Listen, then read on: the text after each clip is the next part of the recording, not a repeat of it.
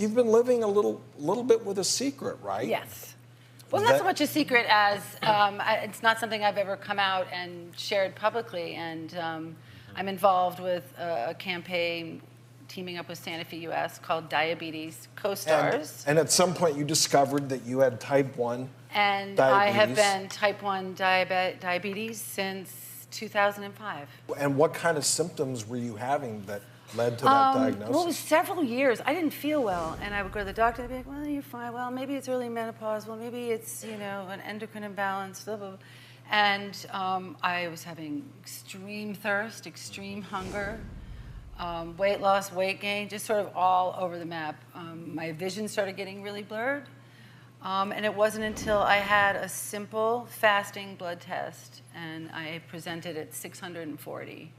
Wow, And, that's up. Wow. yeah. I had a doctor who, I went back and I said, well, how come we didn't see this? And he said, well, you only presented around the 150 range a couple of times. And I said, around the 150 range? That's, if you're presenting around the 150 range, you're either pre-diabetic or full-on Well, diabetic. if you have a fasting blood glucose of 150 and you There's have a problem. repeated fasting blood glucoses of 150, you have diabetes. Right, absolutely. But what I find interesting is not so much, your doctors may have heard those symptoms and thought diabetes, but probably would have thought type 2 diabetes because type 1 used to be known as juvenile onset diabetes. Right. Type 2 is adult onset. Now we're seeing more type 2 in kids, and That's why they had to change they the were name. able to find out that yours is type 1 where Right. you do not make insulin anymore. No insulin. So it was a huge change for me to sort of walk out of the hospital and they just sort of handed me some syringes and insulin and said, well, here you go.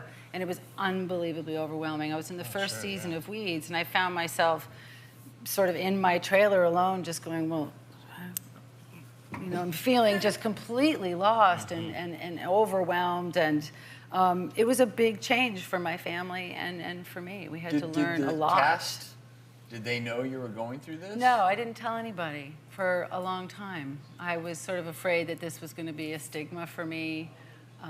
It felt so overwhelming to me, and I didn't want, if I didn't do a good job, I didn't want them to say, oh, it's because she was just diagnosed and going through this or going through that. I wanted to be really strong. We were literally in episode 3. But did anyone on set know? Because No. one of the big concerns, as you know, is that with diabetes, when you're giving yourself insulin, if you take too much, your blood glucose goes down, you can pass out. Of course. If you don't take enough insulin, your blood glucose gets really high, you can go into diabetic ketoacidosis. So you just took that burden on yourself and Absolutely.